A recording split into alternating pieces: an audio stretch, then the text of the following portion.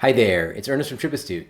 In this video, we're going to be discussing the top 5 foods that I avoid while traveling, and some tips in case you do get sick.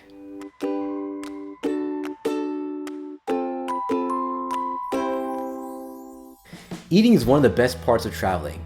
Trying new foods and flavors is something that I look forward to whenever I visit and explore a new place. Unfortunately though, it's also an easy way to throw your digestive system into panic, especially if you're not careful. The general rule is boil it, cook it, peel it, or leave it.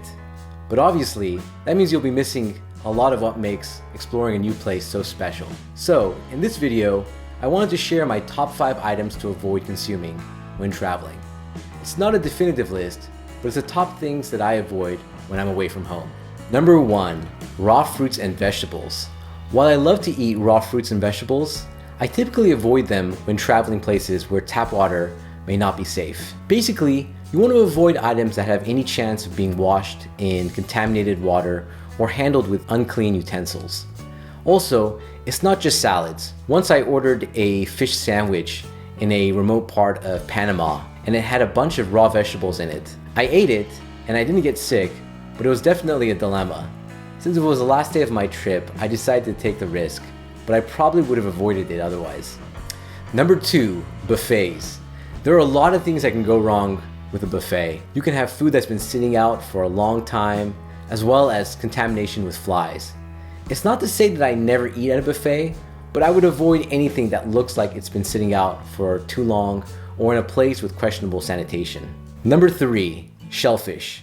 This is where I've gotten sick in the past.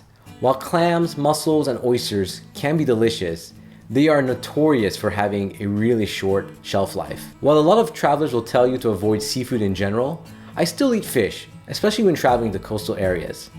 But I avoid the shellfish. It's just not worth it for me. Number 4, ice. This is an easy one to overlook.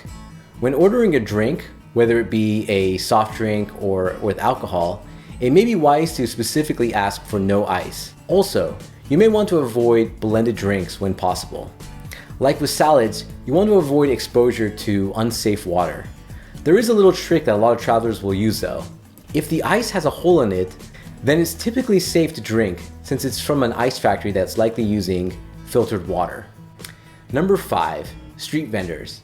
This one really depends on where you are visiting. In places like Thailand, the street food is often rated as being extremely safe and clean to eat. In other places, like India or Central America, it might not be as safe. If you do decide to try street food, then I would advise one where others, including locals, are eating.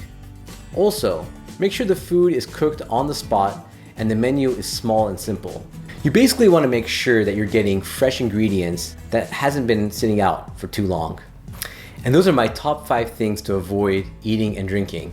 If you look online, there are a ton of articles on things you should avoid, and I'll include a few in the video description. While you can be hardcore and avoid everything, it's really about measuring the risk while still being able to explore and embrace the experience. If you do happen to get sick from eating or drinking while traveling, I would recommend carrying 2 over-the-counter medications with you. One is Pepto-Bismol, or any generic version of it. Pepto-Bismol is my first line of defense if I experience any traveler's diarrhea, and usually is able to stabilize my stomach and gut. The second medicine that I carry is Imodium.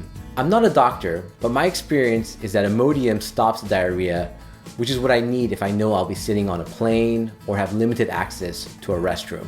In the US, you can also get a prescription for an antibiotic like Cipro before traveling. It's handy to have in case you need to treat a bacterial infection.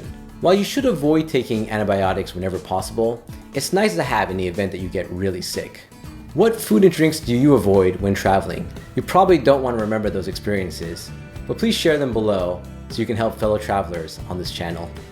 If you have any questions too, please leave them in the comments section. If you enjoyed this video or found it useful, please hit the like button and consider subscribing. It's free and you'll get notifications on all our updates. I've posted helpful articles and product links below.